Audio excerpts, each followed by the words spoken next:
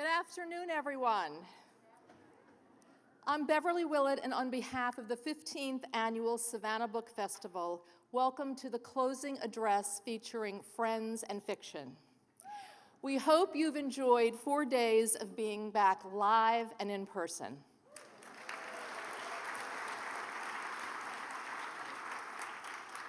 Before I introduce our headliners, a reminder not to use flash photography and cell phones. You know what to do. Following their conversation, Friends and Fiction will be signing festival-purchased copies of their books. The numbered signing card secures your place in line. And now, why we're all here. It would take the entire hour to share complete bios of these 4 award-winning authors and their more than 70 books. Here are a few intimate details. Mary Kay Andrews. I suppose the most important thing to know about her is her alma mater. As an alum of a rival institution, I never thought I'd say this out loud in public, but go Dogs. Her first of 30 best-selling novels was Every Crooked Nanny, followed by a stretch of critically acclaimed mysteries before author Kathy Hogan Trocheck became Mary Kay Andrews, whose first bestseller was Hissy Fit. Books that followed included Summer Rental, The Newcomer, and the soon-to-be-released Home Wreckers, all of which, come to think, sounds like my life the last 10 years. The lesson here, though, is that whatever name she writes under, the book will be a hit. During a recent convalescence, a friend left a get-well basket on my porch, and tucked inside was a copy of the High Tide Club. I often write down lines from books that I love, and this was a favorite of mine of hers. Quote, "Sometimes the people we think we know the best are the ones with secrets we can't fathom." Mary Kay divides her time between Atlanta and Tybee Island, but one of the first things I learned when I moved to Savannah is that she is beloved here and that the Savannah community considers her its own. Next up is Kristin Harmel, New York Times and international best-selling author of 16 books, including The Art of French Kissing, her latest, The Forest of Vanishing Stars, and a wonderful novel that bears the title of what so many women I know aspire to become, The Winemaker's Wife. But my personal favorite is the Book of Lost Names. In my writers group this past week, we were talking about the important but excruciating task of where in the story to start a book. Well, the first few lines of the Book of Lost Names had me hooked for the next 400 pages. So here's how to do it. And I quote, "It's a Saturday morning and I'm midway through my shift at the Winter Park Public Library when I see it. The book I last laid eyes on more than 6 decades ago. The book I believe had vanished forever. The book that meant everything to me." Called the next major voice in Southern fiction, Kristy Woodson Harvey is the New York Times bestselling author of 9 novels, including the Peachtree Bluff series and the forthcoming The Wedding Veil, historical fiction that intertwines multiple generations and is inspired by the true story of Edith Vanderbilt and her mysteriously disappeared wedding veil. I met Kristy 2 years ago when we were both presenting authors at the 2020 Book Festival. And if there's one thing that I have learned since becoming a writer, it's how generous other writers really are. Kristy was so generous, in fact, that after the event was over, I actually went home with her American Express card.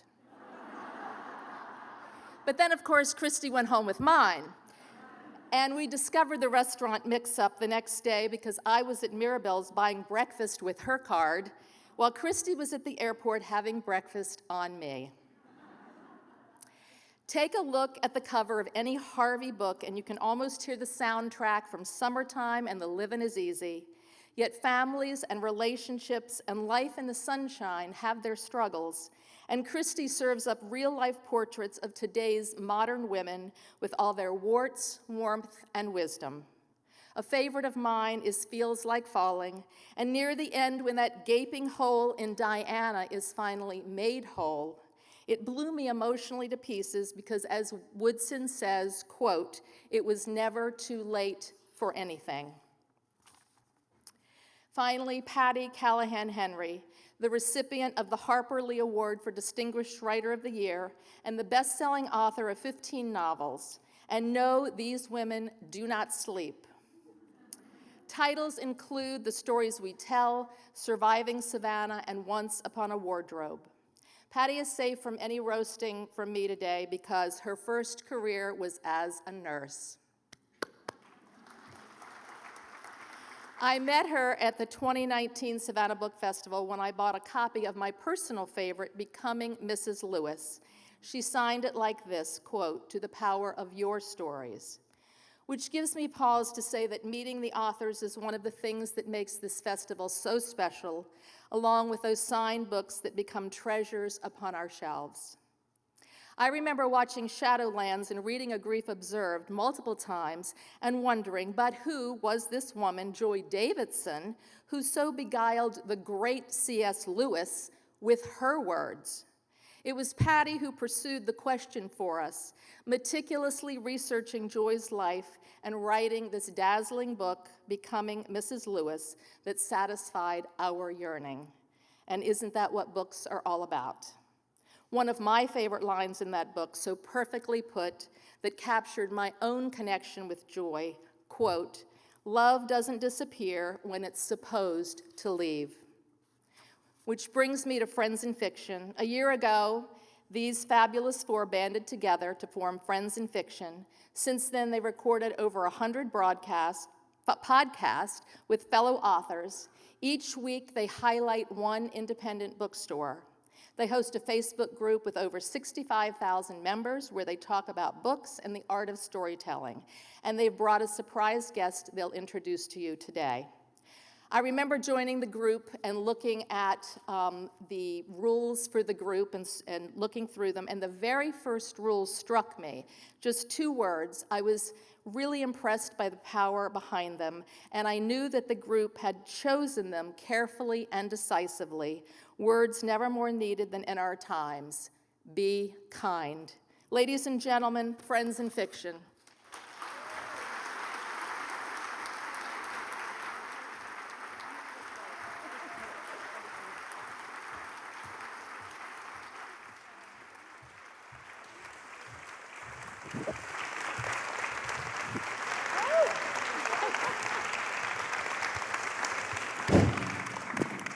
Well, hello, everybody. Oh my gosh, what a wonderfully packed house. We're so excited to be here. Oh, look at y'all. I know, It's this amazing. is incredible. Thank you all so much for coming out on this Sunday. And welcome to the closing of the Savannah Book Festival. We are so happy to be here. We hope that you are too. Have you all had a wonderful time at the festival this weekend? Oh my gosh. We had so much fun. We've been here all weekend listening to other authors speak, getting to know other authors. It's been absolutely phenomenal, and we're so happy to be closing out the festival with all of you here today. There's nothing better than hearing about books from the people who are reading them and the people who write them. And that's what we do every week on Friends in Fiction, where we host different authors and hear about the stories behind the stories. It is so much fun for us to see your live faces. We usually just look at each other in little squares. So this is amazing. It means so much that we get to provide a platform for readers to discuss books and find insights they won't get anywhere else. Almost like a year-round book festival. And it's a lot to celebrate. The power of stories, the power of words, and the stories behind the stories. And we want to thank everyone here at the Savannah Book Festival for allowing us to be a part of this and for celebrating, as we do on Friends in Fiction, the way that readers can connect through the magic of story. because that's why we're all here today, isn't it? Because we love books, we love words, and we feel connected. Because we love books, we are a community, regardless of where we're from or where we're going. And I'm Kristy Woodson Harvey. And I'm Mary Kay Andrews. I'm Kristin Harmel. And I'm Patti Callahan.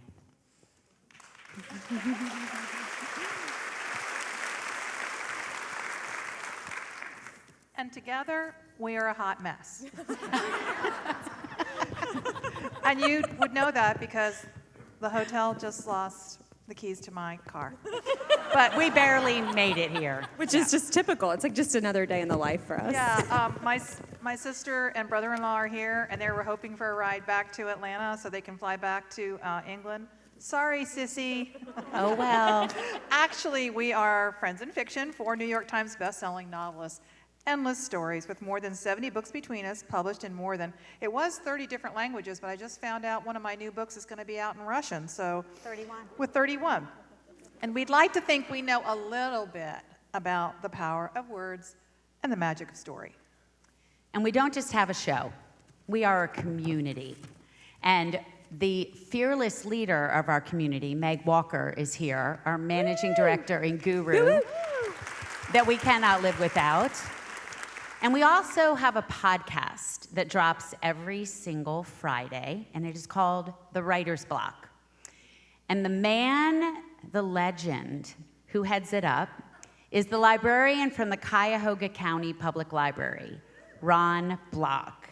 We are so lucky that he is with us today, and he is going to lead us through the afternoon in the same way he leads us through the podcast, with panache and style. Ron.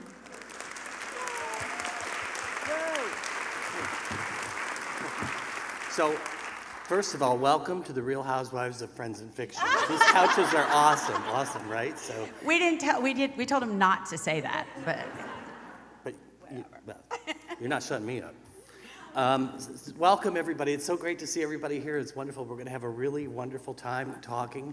But let's get going with what you usually do and let people feel like they're on the Wednesday show. Get pouring that wine. Oh yeah, we're going to get this party started. It's not Friends in Fiction without our wine. that's true. And- Hey. I'm kidding. Go ahead, Ron. And while I don't know if we can get the lights up, but we want to take a picture. This is such an awesome thing. We want to try to take a selfie with everybody there. So hold up books, hold up your hands, scream and yell, stomp your feet. I don't know if it'll work. I've got mine. Oh, you got yours. Do you think it'll work? Ready? Okay.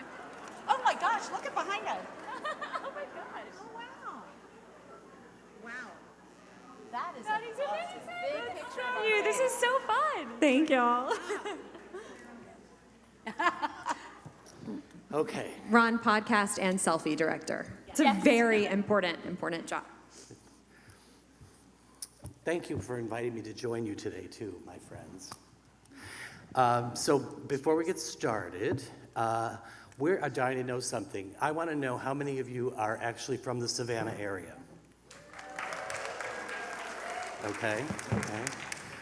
How many of you have traveled more than 100 miles to get here? Okay. How about 200? Oh my goodness. 500? Wow. We're going to have to keep going. Oh my God, how do we narrow this down? Keep going. How about 1,000? All right. Internationally? Wait, I know at least 2 people here traveled internationally.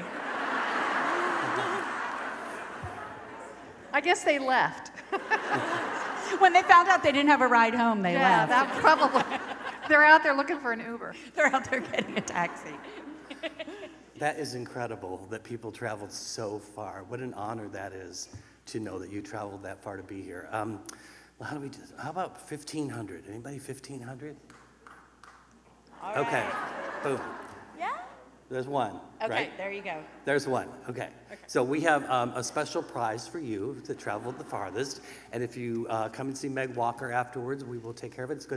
It is a precious galley from one of our guests today. So our advanced reading copy, if you don't know what a galley is. Okay, so we have one more to give away. Who else? Anybody? 1,200? 2,000? Oh, we have two. First Okay. person to Meg wins. So scream out your names. Brenda! Hey, you know Brenda! Brenda. Hi, Hey, Brenda. And how about the 1,500? Okay. All right. So Meg's here. We've got some great things for you. Okay, let's dig in. Before we dive into all of your books, tell us how Friends in Fiction started, because that's somewhere where everybody always wants to learn about. Ooh, I know. Oh, you start, Mary Kay. I think I sort of started it at the beginning of the pandemic in 2020. We all had books that were about to come out in that spring and summer, and we actually originally had a fifth member, Mary Alice Monroe, but we all had books about to come out. With the pandemic, our publishers pulled the plug on our book tours, and we were really worried. So we didn't know how we would get out and promote our books, and we were worried about independent bookstores who were having to close their doors or really cut back on their hours and figure out how to keep moving those books. So I just said, I've got a pro Zoom account. It's sort of like the Judy Garland show. My dad's got a barn. Let's put on a show. So I said, let's do a 5 o'clock Rosé Zoom and talk about what we could do to get the word out about our books. Yeah, so it started off with just this idea of us talking together, right? So Friends in Fiction started with friends, although we didn't know each other that well when we Right. began. But it was during that first call that we said, well, wait a minute, we're having so much fun. I wonder if this is something we could do in front of people. But then we thought, probably no one will show up. So what was the outfit decision you made for the first show? Well, we did a show. We went live to Facebook from my very glitchy Zoom account. And I was so sure no one would show up or no one would watch, I wore my pajamas. They were pretty, though. They were really very pretty. nice PJs. We thought we would do it for 7 episodes because, we thought, A, who's going to show up and watch, right? But B, this was April 15th. We went live for the first time. And we said, that'll probably take us through the remainder of the pandemic. I'm sure things will be back to normal by the end of May, right? Totally back to normal. Yeah, that worked out well. But then when it looked like maybe we were gonna, do this more than the one time, we thought, okay, we need a why, right? There's always got to be a reason that we're doing something, and saving our own careers maybe wasn't enough, although that was a good reason. But we knew we wanted to help other authors who were dealing with the same thing that we were, who weren't going on book tour, who didn't have a way to meet readers. We really wanted to have a way to connect with our readers in a greater way, even when we weren't on tour, and to be able to, really interact with you guys on a day-to-day basis. And we were really worried about those independent bookstores that we loved so much, because we knew so much of, their revenue came from people like us coming to their stores and doing events. So we sat down and we wrote a mission statement that we would help other authors and hopefully this community, and that we would work with independent bookstores as well. And that's something that we really held true to this whole time, and we sort of weigh all of our decisions against that original mission of coming closer to readers and helping independent bookstores and authors. So about 7 shows went by. And we talked and we talked, and we left Mary Kay's Facebook page and made our own Facebook page. We realized people were showing up, and we thought, well, maybe we should help another author. Maybe we should invite someone on who really needs us to lift them up. So we invited Kristin Harmel. Because her career was going so terribly. Yeah. I'm so glad we could introduce you to her. No, so we decided to start inviting our pals and people who also had books out or were coming out, and to talk about the stories behind the stories. And she was our very first guest, and we've had 112 shows, not including our podcast or our bonus episodes. And we have had everyone, ladies chime in, we've had everyone from Delia Owens to Kwame Alexander to Sue Monk Kidd to Chris Bojalian. Oh, the wonderful Chris Yeah, Bajalian. Britt Bennett. Britt Bennett and Yep. Jane Allen, and the list goes on and on. Yeah. Did we already say Jodi Picoult? Oh, Jodi Picoult. She yeah. came on to celebrate our Oh, one-year anniversary. And our favorite, obviously, William Kent Kruger. Oh, and William Kent our Kruger. buddy William Kent Kruger. We call him Kent. I don't know about y'all, but we call him Kent. And the one author who always has us on our toes, Karen Slaughter. Oh my gosh. Yes, she does. Who here has seen the Karen Slaughter episodes? All right. Yeah.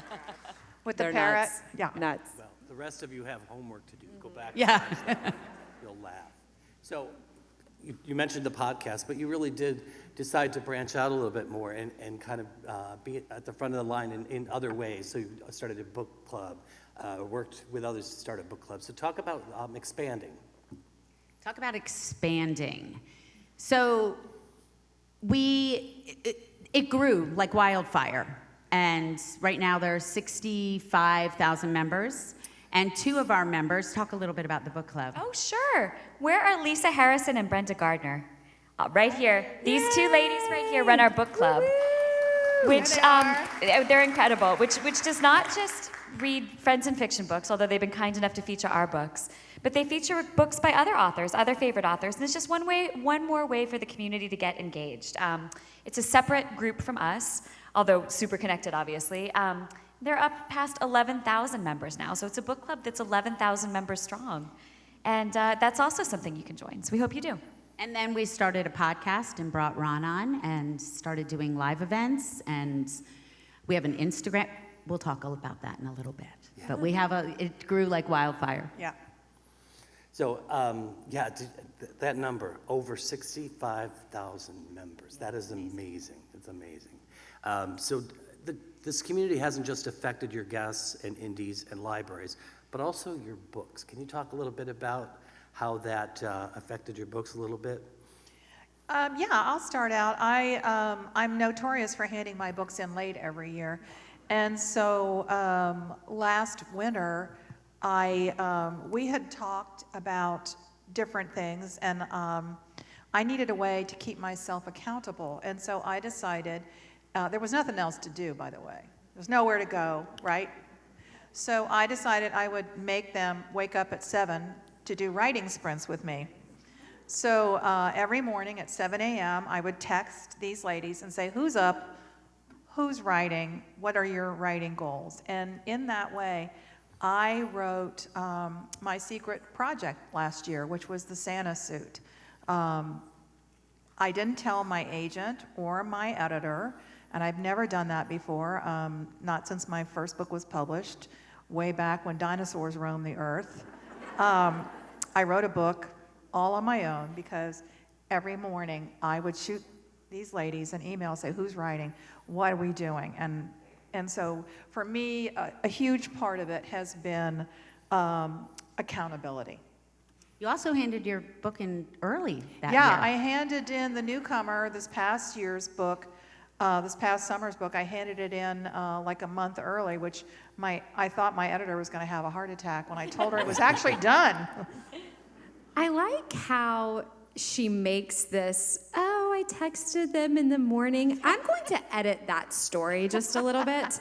Just to give you an example. Now, we did this 7 days a week at 7 a.m. It was a pandemic, so we couldn't go anywhere. So we didn't And what have to, day was it anyway? We didn't have to be Who knew anywhere what at days 7 were? a.m. And I can sleep. I mean, I have a small son, so I can't sleep that late, but I can sleep past 7 a.m. So I remember one morning my parents were coming for a visit, and I texted the group and said, I'm not going to be doing my writing sprints in the morning. My parents are going to be here. And Mary Kay said, well, I'm going to need a note from your mother, but I'm not sure that that's an excuse. So she made me get up even earlier that morning to do my words before I went downstairs. But in all seriousness, as Beverly mentioned in my intro, my new book, The Wedding Veil, that comes out in March, is what I was working on during that time. And I really don't think that I would have had the courage to do it or would have really stuck with it without having that time every single morning where I was with these ladies and they were encouraging me to get up and do the research and tackle something I'd never done before. And it gave me a lot of confidence. And, not to mention, everyone can use a good knuckle rap every now and then. So Well, you were writing something new, too. Talk about that. She was really stretching her wings, and don't you think it helped that two of these ladies- absolutely, yeah. So I had this amazing resource for advice and help, and obviously researching a book during a pandemic was not what I was planning on doing, and neither were they. So it was great to say, okay, what do we do? Like, how do I do this? And it did give me a lot of confidence, and they were a lot of help and my first readers, and so thanks, ladies. Thanks for the whip. Yeah, honestly, it was really because of the friendship that I think we all stuck to our writing goals that year. And, people so often ask us, are you friends in real life? I don't think we could fake this. This was my life in 2020, and it's still my life. This was everything, and it encouraged me while I was writing The Forest of Vanishing Stars, which was my July 2021 novel that just came What out year this is past. this? Does anybody know? know? What year are we in now? It was, I would talk to them every single morning as I was working on that book, and like you said, it encouraged me to stretch my wings and do something that I hadn't quite done before. And I just want to say that if we ever need to survive in the forest, like, we've got our girl. Yeah. She knows what to do. She knows what bugs are edible. Right, exactly. Yes, just come with me. But, it was also, particularly for Kristy and I, a challenge because we both had young kids at home. And so to have someone we were accountable to, other than our children, reminded us that was our role too, that was something important we had to do also. But this is all basically just to say Mary Kay was kind of mean, and there was an implied threat Y'all in think every she's single so one. adorable She comes and across fun. so sweet, but there was an implied threat if we didn't show up. I might have called you all lazy sluts. I don't know.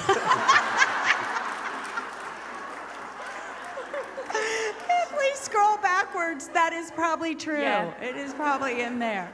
I'm going to look for that word in my search bar. I bet it's in there. And the accountability was something we didn't count on, right? We knew that we were having fun interviewing other authors. We knew that our friendship was sustaining us, but the accountability made a huge difference. When the pandemic hit, as you all know, and we went in lockdown, my college-age son came home. My graduate school son came home, and my husband came home. And there we were in one house with one Wi-Fi, 2 kids in school, one running a business, and I probably would have used the excuse not to write. I would have said it's too hard, it's too much, the world is madly burning, but I couldn't lie to my friend Mary Kay Andrews. And so every morning I would work, and I got about halfway through the book, Surviving Savannah, and it was coming time to wrap it up. And I wanted to quit. I saw something shiny out of the corner of my eye that I wanted to write, which I did. It's Once Upon a Wardrobe. Mm-hmm. But I said, I think I'm just going to put it aside. I think I'm done. I think it's too hard. And she was like, no, it's not. No, it's not too hard. And she was right. And so it wasn't just about the show. It was about how it changed our work. And the books that you have in your hands, or hopefully have in your hands today, are books that might not have existed without this, or would exist in a completely different form. So it wasn't just about the show. It was about it was about our work and so much more. Yeah. Isn't that great? Great. Awesome. So beyond that a little bit, we heard so often, and we've talked about the feedback that we've gotten from this community of over 65,000 members. About what it means to the people that are joining us. What do you feel about that? I think Kristin hit on this earlier, but what we have here is something that I don't think we expected, and it's something that we certainly couldn't fake. We didn't know each other that well. I barely knew Mary Kay. I didn't know Kristin that well. Patti and I knew each other a little better, but certainly not like we do now. And so, right. So when we got on that screen together every week with all of the people that were joining us live, it was like we were all forming this bond together and becoming a part of something that was bigger than us. We were getting through a really difficult time together. We were talking about books and stories and these things that really bond us together. And we were laughing, and for an hour on that screen, we forgot that the world was on fire, and we could just be ourselves again. We could be at a book event together. We could be laughing over a shared story. We could be talking about what inspires and motivates us. And I think we expected, we would be entertaining people. I don't think we expected that this community would spring up and be, talking to each other all the time, and that friendships would form. And for me, going on my Under the Southern Sky tour was the first time in months and months and months that I'd really been out of the house. And I was the first one of us to get to go back on tour. And I remember having, members of this community meet each other in person in real life for the first time at book events and just kind of lose it because they had formed these amazing bonds online through this community that had helped get them through this pandemic. I remember, I think Lisa and Brenda met for the first time at a book event, and I was in the middle of a talk, and I freaked out. I lost my mind and walked away from the talk because Lisa and Brenda were meeting for the first time. They stepped out from behind a screen. Yeah, right? it was amazing. So anyway, it's just been an incredible, incredible thing that none of us expected. Well, this is probably the worst thing to say in a talk featuring us, but I think it wasn't about us. I think it was about books. Books have the power to connect us. That's what we're all doing here at this incredible festival. We came here because we love to read, and we love to be transported by the written word. And I think that when you find people who share that same passion and share that same love, you automatically have something in common. You automatically have a starting point. And I think particularly starting during a time when we were feeling isolated, that gave us connection. But then it was a connection that was real and a connection that lasted. I can't remember who this quote is from, but I love the idea that you both lose yourself in books and you find yourself in books. Oh, it was from Patti. Obviously. You're sure that wasn't T-shirts Thoreau? will be available in the lobby after the It talk. was either Thoreau or Callahan, Patti. whatever. Yes, exactly. But I think there's really something to that. And I think we all take away a different experience from books. Look at the person next to you. You could read the exact same book and you're not going to have the same takeaway. You're not going to have the same experience. And I think that having a place where we can come and talk about that opens doors. And when you open doors, it creates community. I'm going to tell you why I think people show up. To see if Mary Kay will drop an F-bomb. Which she does often. The answer is yes. There's not a single F-bomb in the Santa suit, by the way. I asked my publisher to put a sticker on it that says, contains absolutely no F words. Well, they wouldn't. They wouldn't put it on there. I think for the same reasons they talked about, but I think it's also a safe place. I think we've created a safe place. A place to come and talk about books and talk about what they mean to you, to disagree kindly. As Beverly mentioned, our first rule is be kind. We take down anything as quick as we can that is not, or the sheik that wants you to wire him some money. We take those down. But there's... I wasn't supposed to be wiring that money? No, you weren't. But we don't just put this up and walk away. We are an active part of the community. And it is a safe space to talk about books and what you like and what you don't like and what we can disagree, but kindly. And I feel like, besides showing up to see what Mary Kay will say next, we show up because it's a safe place. Except if you're offended by F-bombs, then maybe, no, I'm just kidding. Then definitely skip the Karen Slaughter episodes. Yeah. Definitely skip Karen Right. Slaughter. If you don't want to know about butt plugs, do not watch that episode. Half of the audience just left. Thank you for that. Sorry. Thank you for that. Sorry. No. It's wonderful for us to look at our amazing Facebook page, which is so active. Yep. And we find, it's not just our members finding books, we're discovering.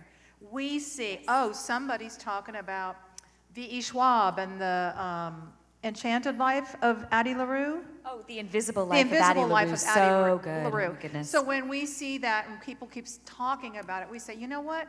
We have to get her on the show. That's somebody our readers and our members want to hear from.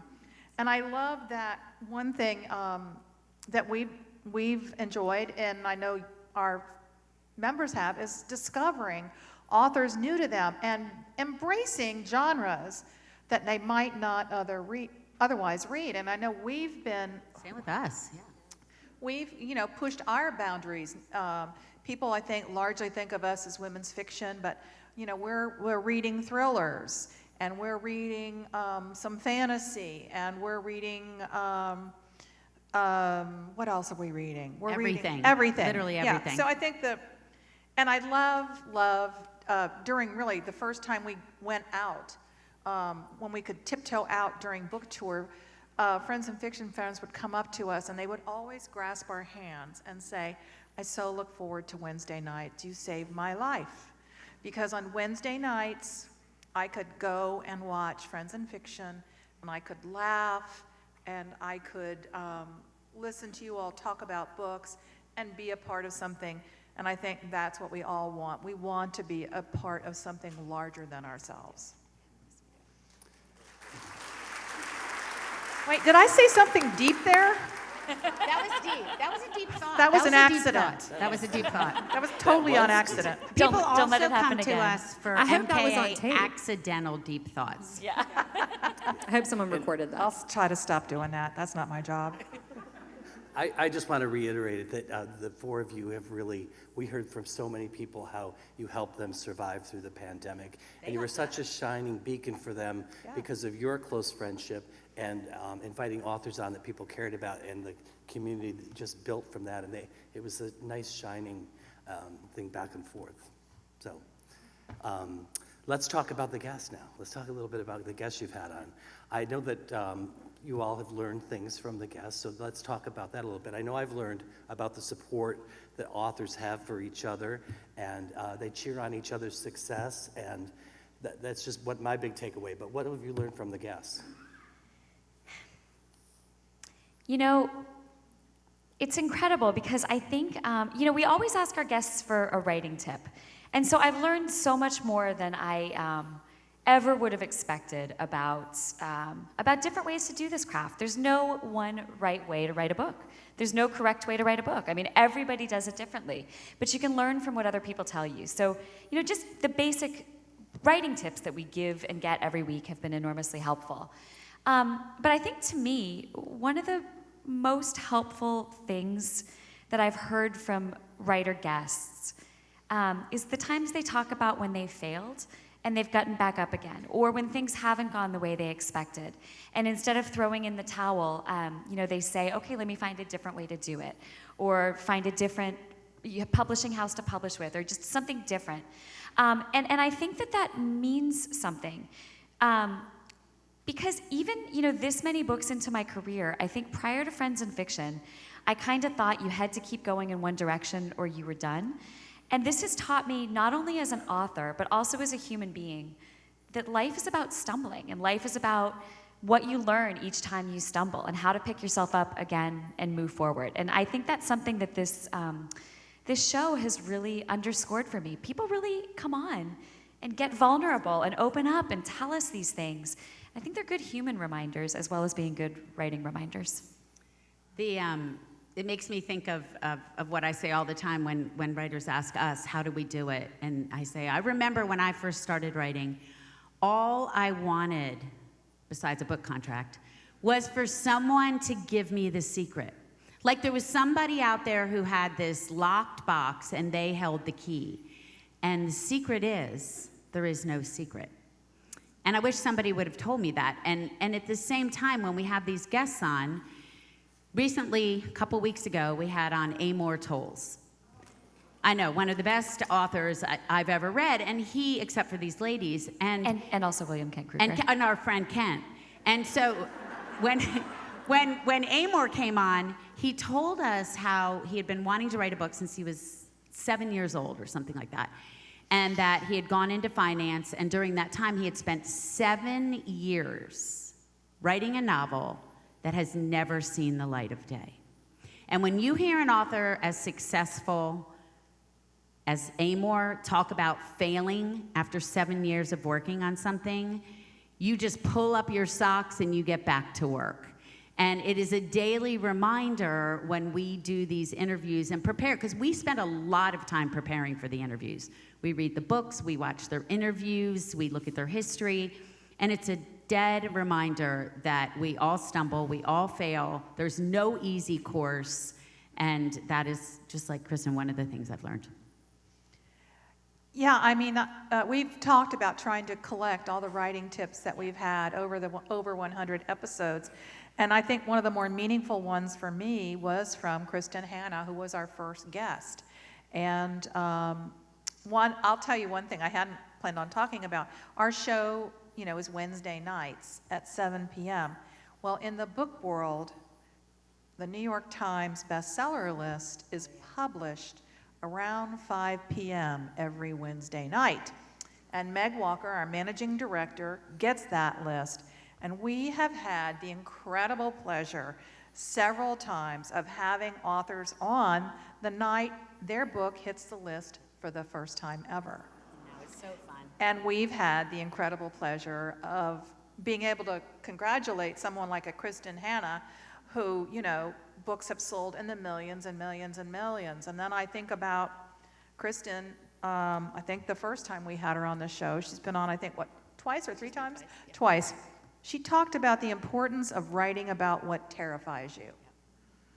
And that has struck me and stayed with me, because for so many times I've thought to myself, if what you're writing doesn't scare you, you're doing it wrong. And she talked about when she started working on The Nightingale, it was a big departure from what she had been writing. This was a huge, historic, a sweeping, epic story about France, occupied France during World War II. And she had been writing women's stories and gradually bigger and better selling women's stories. But when she talked about the terror she had deciding to put her arms around something as momentous as France during the Nazi occupation, then it struck a chord in me. So step out from your comfort zone and write what terrifies you. And we remind each other all the time. We repeat her words and pretend they're ours. But. Yeah, exactly. I think I just started The Wedding Veil, and I was like, what am I doing? This is a terrible idea. You can quit now. Just do something that you've done before. And then I was like, oh, Kristin Harmel said I should. No, Patti said it. Patti said it. Yeah. Patti said, do something that terrifies you. God, Patti has so many quotes. She's like fountain of wisdom. So We're going to put together a Patti quote of books. Yes.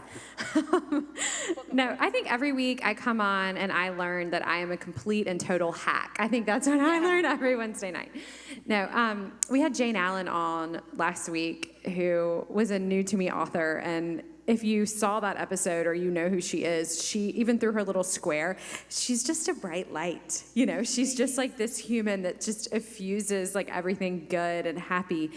And she told us this story.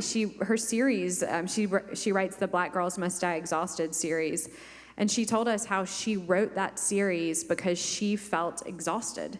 And she wrote that series to sort of come to terms with what she was facing in her own life and what she wished that she could say to other people going through what she was going through. And in that way, she sort of was able to change her own story. And that really struck a chord with me, because I think we're all doing that. No matter what we're writing about, no matter who our characters are, no matter what our time period is, we are trying to come to terms with our own story and what that is, and what we need to work through and how we can be better. And I think our great hope is always that something in our pages strikes a chord with our readers and helps them to move into their best life and their best self too, even though it's all just made up stories. Awesome. How about sharing one takeaway each of you have gained from doing this? For me, there's so many, but I'll put it in my book of quotes. But for me, $9.95, we'll be selling it in the lobby. The T-shirts will be available at Leopold's. # book of quotes. For me, it has been about stretching and being braver, just what you're talking about with writing through what you're terrified of. But this past year, I have made some huge changes in my work, with my agent, with a publisher, and those changes were because I have this support. Because we write alone, but we don't do this alone. We have to be alone at the computer. Nobody can get those words on the page for us. But even though we write alone, we can't do this alone. Not if we're going to stretch and change and grow. And that's been my biggest takeaway. I think for me, it's taught me that writing is such a solitary act. You know, I write this past 2 years mostly in bed. It's dark, and the light on my laptop screen is the only light in my bedroom. My husband's in bed beside me snoring, and the dogs are snoring. And I am in my little dome of silence. But then it's taught me that this is a safe place with these ladies, that I can talk about my writing, I can talk about my work, and I can work out ideas. I can throw ideas at them, see what they think. And it's hard for some writers to trust other writers. You know, for instance, Patti did steal one of my book ideas. She probably has a good quote about why she did it, though. Yeah. Steal like an artist. It's a quote. Yeah. Like, well, you know, who has a great quote about all writers are thieves? They steal the words out of other people's mouths and the ideas out of their heads. But I feel safe in this den of thieves. That's a quote. I think for me, you know, going back to that why, like, why are we doing Friends in Fiction? A lot of times I would think, why am I writing books? And I write books because I love it. You know, it's my passion. It's what lights me up. But for a long time I thought, you know, is that enough? Like, is bringing myself happiness enough?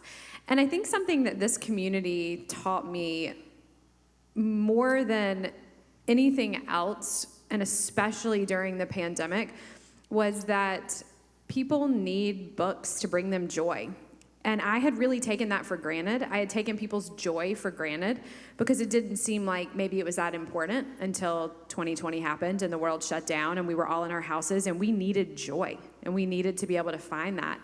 And so for me, you know, this group and these people and these readers who come to us and say, this book made me happy, or this is what I took away from it, or this is what I learned, or this is what I thought, or this is what I felt. And, you know, it just made me realize that the people's joy is hugely, hugely important. And to be able to be a part of that is amazing, except for the people who give me 1 star on Goodreads. And then...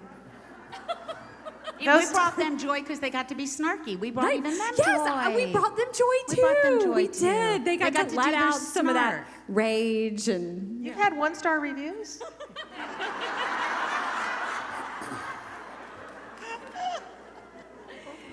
I'll let you borrow one if you want. For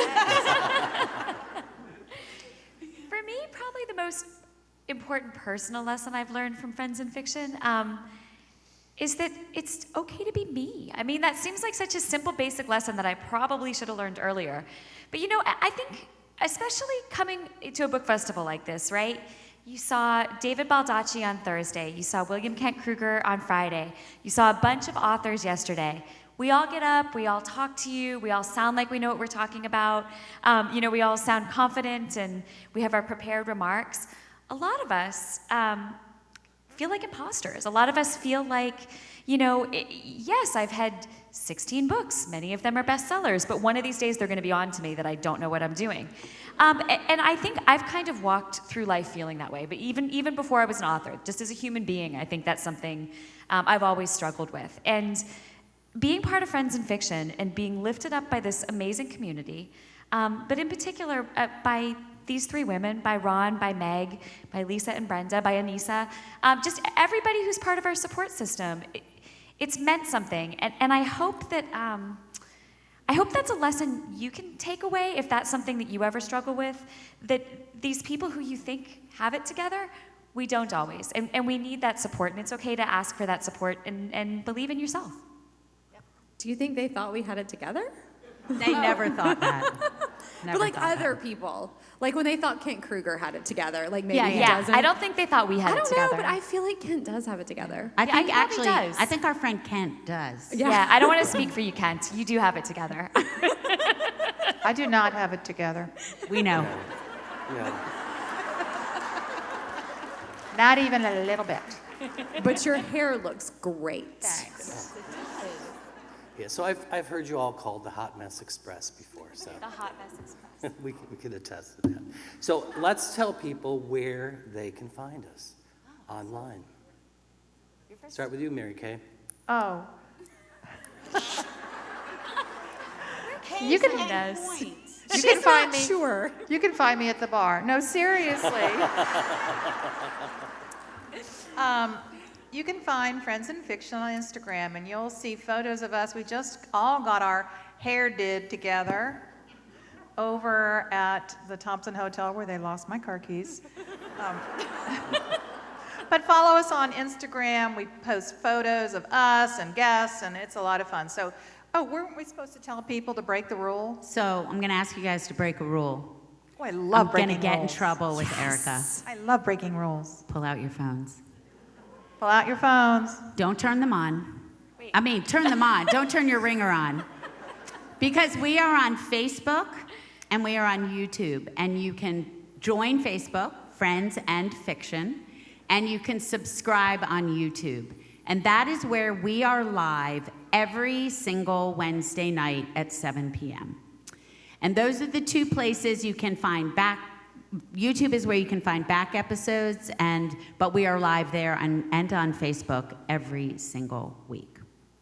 And this is a great time to join because this week we have V.E. Schwab, who wrote The Invisible Lives of Addie LaRue. Next week we have Colleen Hoover, who sold like 11 billion copies, right, of her books. Yeah, just this week. What's that? Just this week. Just this week, yeah. Today. And next week, yeah, just today, while we were here. And Kristy, I believe next week we're going to be showing you something special for the wedding veil. So that'll be something to tune in for also. As we mentioned before, we also have a fabulous book club run by Lisa Harrison and Brenda Gardner. So while you have your phones out breaking the rules, if you follow us on Facebook, you can also search for the Friends in Fiction Official Book Club and follow them too. It's just another great opportunity to kind of hear behind the scenes information from authors about their books, which is kind of cool. And if you don't text as fast as Kristin, or type on your phone as fast, which no one can, and you didn't get all of that, our website is friendsandfiction.com. It has all of that information. You can also sign up for our super special top secret newsletter where you get information that you do not get anywhere else, including all of our upcoming events and exclusive interviews that we do every single week that you will not see on the show with each of our guest authors, asking them pretty hilarious and very insightful questions. Awesome. And we also And have you a have one more thing? podcast. We have a podcast. We've been doing it since last June as Writer's Block Podcast, although every show each Wednesday becomes a podcast. So if you're just a podcaster, you can listen on there. But also on Fridays, we drop the Writer's Block Podcast. It's been a fantastic time for me personally. Can you imagine working with this group? We've had so much fun learning about things beyond what they do on the Wednesday show. We explore storytelling and different things through cookbooks, through music, through Real Housewives. Real Housewives. Yeah, we had Agents and editors. We talked to a lot of Yeah. people. and upcoming we have a couple of really good ones. Brad Meltzer. I will quote him in the podcast that we're about to drop. He says, "I've never told this story before." So that's something to pay attention to.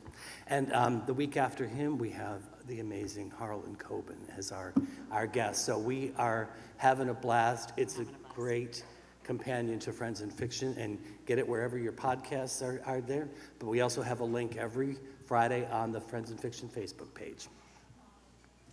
So this is the $1 million question everybody wants to know. What do each of you have coming up? Who goes first? Let's do our... Go Mary Kay? Oh, what do I have coming up? Yes. Well, We're still on. I got to get a manicure this week. Getting Now- your car back. Yeah, I'm going to get my car back and drive back to Atlanta, hopefully. My new book, The Homewreckers, comes out May 3rd, and it's set right here in Savannah and Tybee Island. Go ahead, pre-order. Buy my book, damn it. And that'll be out May 3rd. And if you're in the Savannah area, we're going to have a fabulous launch event. And what are you signing today? What am I signing today? What's out now? What's out now? Oh, I'm going to sign the Santa suit, and I'm also signing the newcomer. Who's next? Want me to go? Okay. Up next for me is The Wedding Veil, coming March 29th, which Beverly described so well that I'm like, I hope someone taped that so that I can start saying it on podcasts and things. But it's my first historical contemporary novel. It's about a present-day grandmother and granddaughter and the real-life Edith and Cornelia Vanderbilt, who were the first mistress and daughter of Biltmore Estate, and Edith's missing wedding veil, but of course, really the story of their lives. So I'm really excited for that to come out, and I'm also really excited because my Peachtree Bluff series is in development with NBC, and I'm working on the pilot. We know famous people. So I'm really excited about that, and I've been working really hard on it with a group, so we're having a really good time doing that. And yeah, my Peachtree Bluff series is here, as well as Under the Southern Sky, which is my, well, Christmas in Peachtree Bluff is my latest book, but the one before was Under the Southern Sky, which is my favorite, but don't tell anyone. We tell secrets. I have The Forest of Vanishing Stars coming out in paperback May 3rd, which is the same day that Mary Kay's book comes out. So we're excited to celebrate together that week. Yep. That was the book that came out last July, and I'll be signing it in hardcover today, in addition to some of my other books, including The Book of Lost Names, I think, and The Winemaker's Wife. I also have a 10th anniversary reissue of The Sweetness of Forgetting, which came out in 2012. It was my first World War II novel, and my publisher's re-releasing it this October. And then I have a brand new book, tentatively titled The Paris Daughter, coming out probably summer of 2023. So we'll see. So right now I have out a book set here, a book that stole my heart, a book that let me get to know Savannah in a much bigger way than I ever had before. I've always loved this city. My daughter went to college here. And the book is called Surviving Savannah, and it is oh, thank you. If I was standing, I would curtsy. It is, I love this book. It's about an 1838 shipwreck, a story lost to time from the city of Savannah. The ship model is actually at the local Ships of the Sea Museum, and that story completely stole my heart, and it comes out in paperback on April 5th, but we have it today in hardcover, which is what you want. And then I had a book. Yeah. And then I had a book come out in October called Once Upon a Wardrobe, which is about the origin stories of The Lion, the Witch, and the Wardrobe. And I also have a book coming out in summer of 23 that I will talk about on the show because I have to keep my lip zipped for a couple more days. She has a big, exciting I have a big, announcement exciting this week. But this announcement. Wednesday, you're going to talk about it this Wednesday, Yes, right? this coming week. Yeah. Yeah. We know. It's weird, but they know. We know. So now is our favorite part of the program. All right, thanks everyone for transiting. That was so fun. That was wonderful. Thank you all so much. Well, hi, I'm Rachel Young-Fields. I'm the president of the Savannah Book Festival Board of Directors, and we're going to have a Q&A at this point to take some questions from the audience. Just a reminder, to maximize the time we have, please ask your question and refrain from telling a story. So we'll bring the lights up a little bit, and we'll have microphones passed around. Oh, phew. Thank you. Yeah. Okay. Here we got one right here.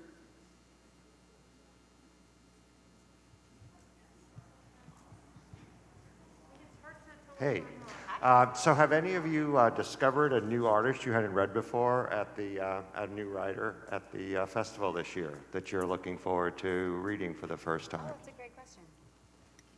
Yeah, I listened yesterday to Nina de Gramont, Yep. The Kristy Affair, who coincidentally is published by my publisher, edited by my editor, and I can't wait to read the Kristy Affair. Yeah, we met this weekend. He's extraordinary. Mateo, what is his last name? Yes, I'm not going to try. If you've watched the show, you know I mispronounce everything. So I cannot wait. Our video guy made a blooper reel. Sorry. Yeah, it's on a blooper reel. So I cannot wait to read his book. So thank you for asking. Every time I come to this book festival, I find a new author that I might have heard of, but then I hear speak, and it's like, whew. So how about y'all? What was the question? What book we heard about this weekend? Yes, were there authors you hadn't heard about that you found this week? Oh, here you go first while I think about it, now that I've heard the question. I mean, oh my gosh, like so many. I mean, I haven't read The Paper Palace yet. But we were telling her to read it. I'm so excited to do that. And actually, I think even more than like books that we wanted to read, which we will, because we read the books when the authors come on the show, but we were like, okay, we need all these authors to come on the show. It was like Can we have all every 35 single emails? author, like we need them all on the show was our big thing. So yeah, oh my gosh, like every single book here I want to read. I'm always so relieved when a book I loved has an author I also turn out to love. Yes, Because, I yes. mean, it can be, it's hard. Like, yeah, I mean, it's all, especially when it's a book you really liked and they don't live up to the expectation. You're like, oh, man. But I had loved the book Falling this summer by T.J. Newman. And it turns out she's an amazing person. So, like, I feel super relieved and happy. So that was my I felt that way festival about meeting experience. Miranda. Like, I loved that book. She was amazing. And I walked up and I Yeah. was like, I loved your book. And Yeah. she's like, thank you. And I was like, oh, phew.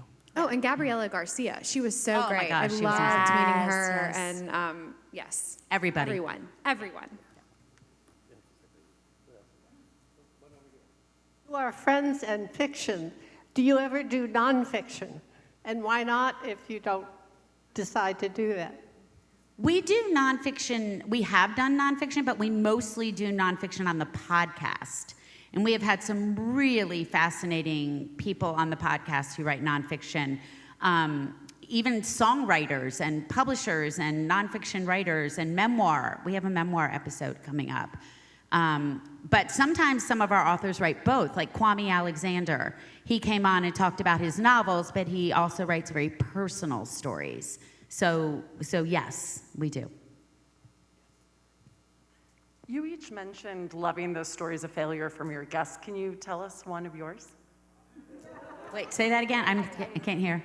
Right here. Oh, there you are. You just mentioned loving the stories of failure and how much you learned from each of your guests. Can we hear some of yours? Oh, wow. I mean, I've got Our failures that taught us something. Yep. Oh my gosh, we do not have time for this litany of. Go ahead. I'll tell you, I don't know that it was a failure, but it was something I had to learn to kind of overcome. It was between my, so I started off writing romantic comedy. I think this sort of answers the question. I started off writing romantic comedy, and I think it was just never where I really fit. I had my first book published in my mid-20s, and it felt very much like what I should be writing at the time. But I write historical fiction now, which I think is kind of more what I'm supposed to be doing. But at the end of my romantic comedy writing career, I said, I have this idea for this book, which turned out to be The Sweetness of Forgetting. And I pitched it to my agent, who said, I don't think you can do it. Like, not, this isn't your next book, but like, you are not capable of doing it. And the publisher said the same thing. They just didn't see me as that type of a writer, which for someone who already has a lack of faith in herself, and I very much more did a decade ago. That was a really hard thing to hear, and it took me a long time to kind of figure out the correct way forward. I could have been, continuing to do that same thing, but I ended up saying, like, okay, maybe this isn't the right agent for me anymore if she doesn't believe that this is something I'm capable of. And I did. I left that agent, and on very good terms, but we just were going different directions. And that book really became the foundation for the career that I have today, which taught me a great lesson, which is to listen to your gut and not necessarily what other people think you can't do. That's awesome. When I first started writing, I entered a lot of contests. This was in the late 90s, early 2000s. We didn't have Google. We didn't, you couldn't find online things. And I entered a lot of contests, and I entered one, and I got a slip back. They give you feedback, and I'll never forget it. It's obviously stuck in what Mary Kay calls the lint trap of my brain, because it said, this writing is dull, dreary, dark, and depressing. And I was like, nuh-uh. So, yeah, I mean, there's hundreds of those along the way, rejections and you can't do it, and yeah. I still remember a bad review, like a bad trade review I got for my very first book in 2006. It said if this book were a person, it would be nervously tucking its hair behind its ear. So. Wow. Woof, woof. Wow. I- She says that she tucks her hair. I started my career as a newspaper reporter, and I started right here in Savannah at the Morning News.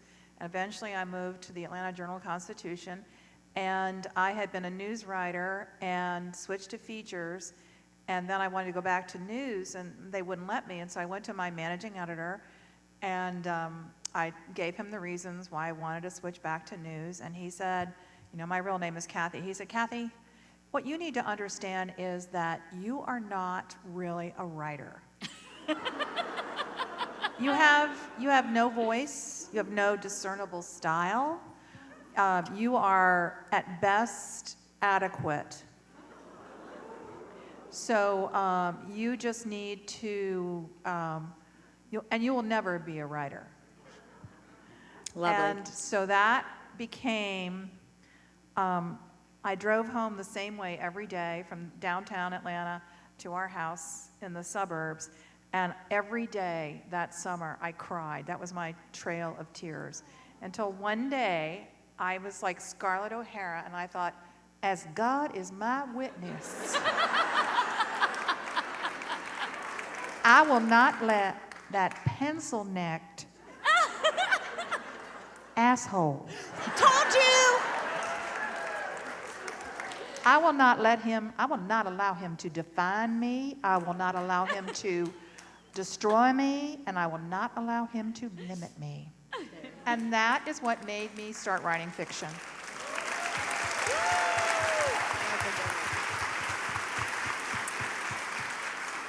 I had like the opposite review of Patti from the person that you don't want a bad review from, your editor who's purchasing your next book.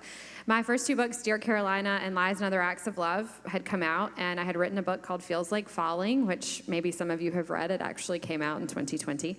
And my editor said, they didn't fire me, but they were like, we want something darker. And I was like, have you met me? Like, have you read my first two novels? Because that's not really on brand for me. So I decided to, move on down the road, which was absolutely heartbreaking. I was 100% positive that my career was over. Like, I was like, that's it. I got 2 books, and that's it. I will never write another book. I will never have a career. This is it for me. And a really amazing editor called me a few days later and said, I love Feels Like Falling, and I want to publish it, but I want you to write a series for me. What do you think? And I pitched her the idea for Peachtree Bluff off the top of my head, and it completely changed my life. So, the idea at the time, I truly, truly mean it when I said I thought my career was over and I would never write another book. And it ended up being the single best thing that ever happened to me. So you just never know where life's going to lead you, and we're all still here. I mean, Mary Kay, we need to talk to you about that lack of voice, but, We've been working with her on it. So, but I mean, I love the idea that failure is just information, right? It's not a dead end. Yeah. And none of us, the 4 of us up here, and probably almost any author, who's still going in any way, even no matter what form you choose to publish in, it's because you didn't believe the person who said no. Mm-hmm. So. That's right. How about anybody up in the balcony? Oh, people are up there. Hi, guys. Are y'all the choir? Are you going to sing? Hey, Patti, I'm from Birmingham, so thank you. I'm so glad that you are here. My name is Polly, and you mentioned the fact that, ideas are always popping up in your head for new books, and I don't know how long they stay in your gut before they actually come forward, but how do you stay focused on something you have to finish when you know this was gonna be it. This is just, it's just there, really gnawing at you. So how do any of the four of you do that? How do we stay focused when there's another idea coming at us? Is that what you mean? And yay, Birmingham. Did you come just for the festival? Oh, y'all are amazing. Y'all are amazing. I love Birmingham. I moved there a decade ago, and I now call it home. Took a little bit. You know, when you move to a new city, it takes you a little while to call it home. It's tough. I mean, I don't know about these. I think we'll all agree it's tough to stay focused on a story because we're not just doing our writing. We're doing the show. We're doing PR and marketing. You know, in better times, we're on the road. We have families. We have children and families, and we like to have fun. So I think the focus comes in what Mary Kay did with us, which is this kind of accountability, not just to each other, but to ourselves and to the story. So if another story starts looking shiny, I take notes on the side, but I try to stay. How about y'all? I don't let myself focus on the next shiny idea yet, because as soon as I start thinking about it or reading about it or outlining it, I am gone down that rabbit hole. So I put it aside. I let kind of the back of my brain do a little bit of the work. But I stick with what I'm currently writing. And I'm a big outliner. I outline before I begin writing my books. And I think that does help me because I am easily distracted. So having an outline that I've already written so that I already know where I'm going, I think helps keep me on track. Mary Kay? Hello.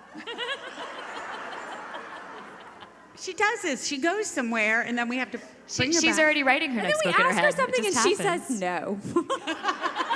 No, I don't have to, I don't think we all have to answer. I was just thinking, I don't need to add to that. That's perfect. Oh, okay. Well, I do have something to say. I was going to say that I am not as steadfast as these ladies, and I don't know who actually said this, but Patti will claim that she said it later, so it doesn't really matter because it'll go in her book of quotes. But another author, you always would tell me that, you know, it was like you were working on your manuscript and you get about 2/3 of the way done, and then like your affair book came over because it's like the one that like looks so much shinier and it looks so much better, and you just want to run off with that idea. That's when you're finally going to do it right. And it's the best idea that you've ever had, and this is just your old tired idea.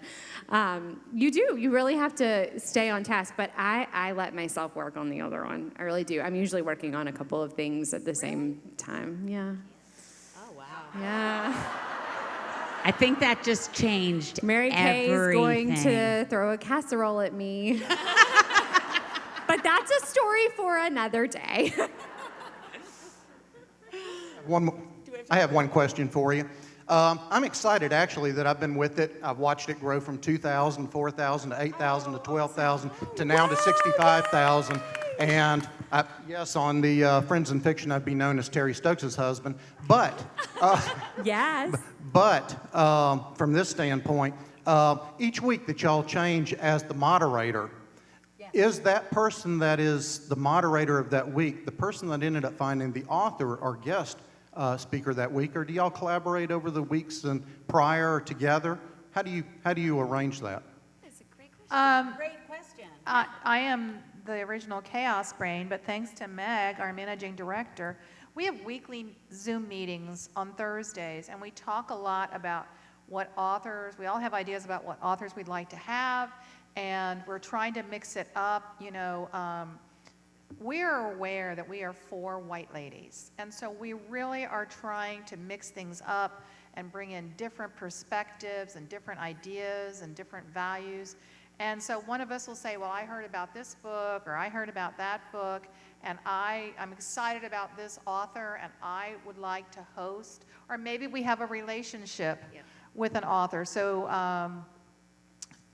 when one of us, so we do try to make it so not somebody doesn't host 3 weeks in a row.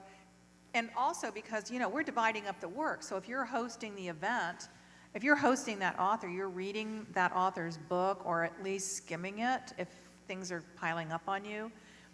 You're doing the research on that author, and it's, you know, it's kind of a big commitment time-wise. So we do try to, and we each of us have, don't you think we each have a little bit of a specialty? Yeah. So since I started, In other words, we give her Karen Slaughter.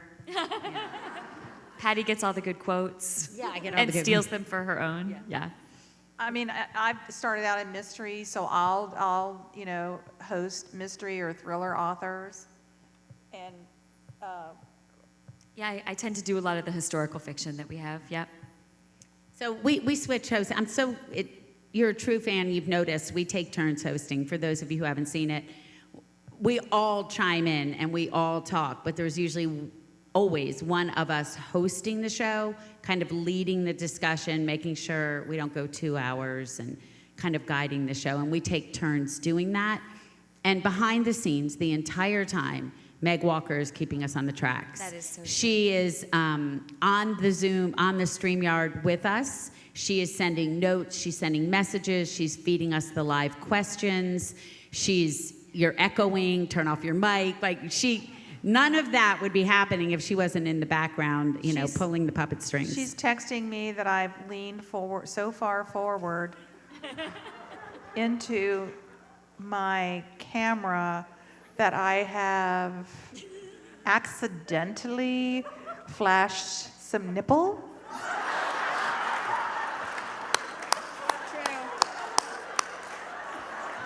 We made it 112 episodes without that coming up, but here we are. Well done. Well done.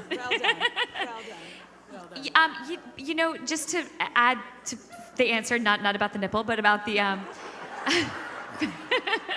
talk about that for a while. What's that? Like, where is she going with this? You know what? It's like any of you who are in a book club. Usually one person hosts the book club meeting, right? You've all read the book or read some of the book, and you're conversant about the book, but one person's really taking the responsibility of putting it together and kind of hosting the party, right? Hosting the get-together, and that's kind of what it is. We're kind of like an outward-facing book club, if that makes sense. Yeah, but I think that comes back to whoever asked earlier about do we read nonfiction and memoir. We literally, we were sitting around the kitchen table this morning going through pitches and ideas and thoughts, and for every author that we have on the show, there are 9 or 10 others that we wanted in that same slot. So we have so many people that we're trying to get on, that they're trying to get on, that our publishers are trying to get on, that it's like this really big puzzle that we're trying to put together. So it's really more just like a space thing than anything. We work really hard at making it balanced and interesting. So sadly, we have time for only one more question. I know. That's why I'm here. I get to be the bad guy. He's our good guy, actually. He's our good guy. Y'all are amazing. Thank you for coming on a Sunday. Amazing. Thank you. We have one more question, though, right? Oh, I thought you said we were done. No, are we done? No, I think we have One more. Yeah. You mentioned that you didn't really know each other before you got together as a group. So, Mary Kay, how did you come to invite these wonderful authors, as well as Mary Alice Monroe, to your group? Well, I didn't invite anybody. It was just going to be me. No, we had been texting each other back and forth. What are we going to do in this super panicky thing?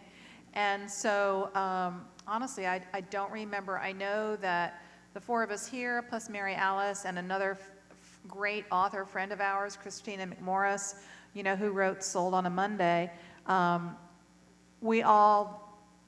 It was just like these, it was like, I don't know what. Well, Mary Kay, Kathy and I have been friends for 25 plus years, and I knew Kristy. I didn't know Kristin. Kristy and Kristin knew each other. Yep.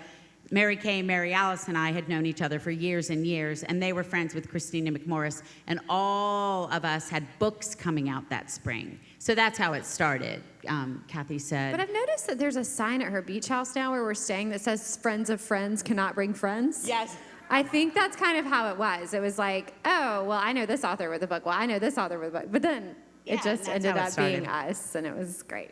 Which is interesting. I guess I've never really thought about it, but it's almost in that spirit that we've continued. It was just, none of us know what to do, but whatever we do, we'll do it together, right? And it's been that. We've kind of stumbled our way forward. And kind of hive mind situation. Hive mind, exactly, yes. Because I have no organizational talents and no sense of direction. But do any of us? Do any of us? What? That's why we have Meg and Ron. What I do.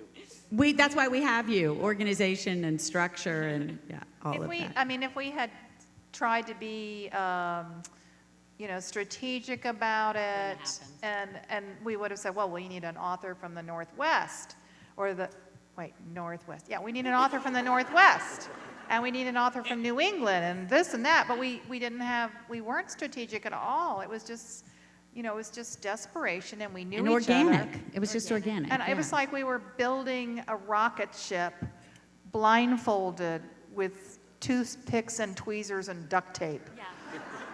I'm going to see if I have any country music fans here. You know that Johnny Cash song where he puts together a car out of every car, and in the end of the song he says, it's a 56, 57, 62, 72, that's what we did. Yeah. We're stuck with each other. Yeah.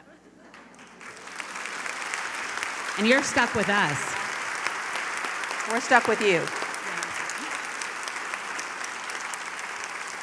Well, thank you all. That's all the time that we have. I would like to give another round of applause to Mary Kay Andrews, Kristin Harmel, Kristy, Woodson, Harvey, and Patti, Callahan, Henry. And thank you so much to all of you and to the book festival. We had such a wonderful time. Y'all are amazing. Oh, and we're going to be here signing books, P.S. Just a couple of, I wanted to thank.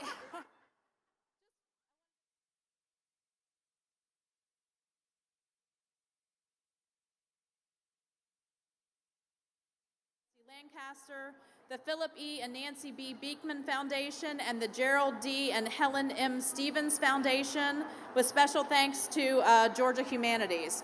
And Friends in Fiction will be signing books down here in the front. Mary Kay Andrews will be over here to the right. Kristin Harmel will be right center. Kristy, Woodson, Harvey will be left center, and Patti, Callahan, Henry will be over to the left, and you can line up in whichever line you want to start in. Thanks, everyone.